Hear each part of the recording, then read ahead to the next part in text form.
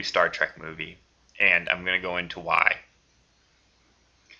Now, Star Trek, or all sci-fi movies, they're fantasy. They're not supposed to be based on reality. You're not supposed to question the plot twists or the contradiction of laws of physics that the technology can do, or the implausibility of certain things happening. I'm a firm believer in any, Arthur C. Clarke, any sufficiently advanced technology is indistinguishable from magic. And certainly suspension of disbelief is allowed to a certain degree in any sci-fi movie, including Star Trek, which is not a documentary and never would be confused to one. The problem is that the two... All right, anyway, spoiler alert, by the way. Sorry, I'm not going to be talking about anything that's going to ruin the movie per se, but I'm going to be talking about certain elements that were central to the plot. First of all, I graduated college, computer science, but also I kind of more or less got my minor in astrophysics. So I learned a smidgen of facts and formula and properties of cosmology and the dynamics of the universe. And two central properties, or two central events, or somewhat common events to the universe, were central to the plot of the new Star Wars movie. And the first one that kicked off the entire justification of the movie was the fact that the Romulan home planet in the future, all these Star Trek movies take place time travel and things like this. This one's no different. And the Romulan Empire, the home planet, was taken off guard by a supernova. And Spock, old Spock, was rushing to save the day. Well, first of all, supernovae or supernovas are extremely uncommon and in the galaxy, and they claim the supernova would take out the galaxy or destroy the galaxy or something. They said this, the galaxy, 100 billion stars, affected by one supernova, one part of it, which is totally absurd. I mean, it would if you're close by relatively to the shockwave of supernova. It would be bad. It would, even if you're relatively far away, it would strip away the atmosphere, but not the entire galaxy or anything like that. And certainly, far in the future, where almost all the stars and they have all this information gathering and travel to different star systems and planets, they would know about any type of star that would be about ready to go supernova, type 2 class supernova, extremely rare, extremely large stars. Their planet most likely would not be orbiting one of them. In terms of planetary theory. Anyway, I'm rambling, but it was just so stupid that was the fundamental plot kickoff. The people that wrote this plot had absolutely zero knowledge or care, that they were just making some completely stupid and just asinine assumption that this incredibly advanced civilization would not have any idea that this major event was about ready to occur, which is just absurd in its fundamental core.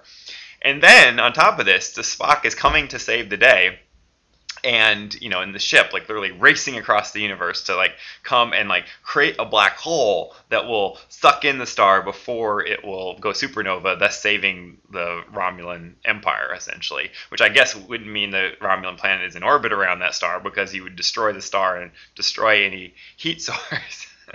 The planet would be dead anyway. Anyway, so he gets there, fails. This is, again, in the future. Kind of, you learn this in kind of backstory.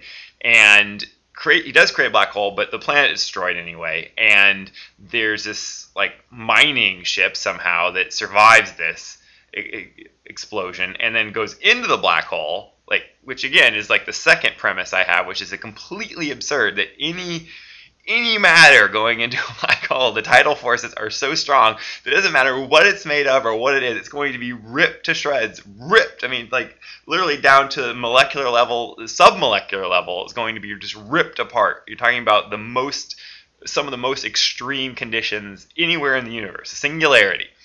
And not only do they go into this and not destroy it, they emerge out time travel, which is okay, fine, if you want to bring in time travel to black holes or whatever, fine, that's a common sci-fi thing. But the fact that they emerged, and it wasn't this special ship that was designed somehow magically to resist this, it would just happen to go through it, and they emerge out through the other side. And so that's the entire premise of justification for the entire movie and how they come out through, and try to prevent things in the past. So anyway, there's other problems I have with Star Trek movie. I'm really rambling. It's a horrible vlog, but I can't really make vlogs when I'm just kind of pissed off. And what is shocking that this movie is getting like rave reviews. It's getting like some of the best reviews I've ever heard in my entire life. If you look on Rotten Tomatoes, it's like above 90%, and I'm just like, what?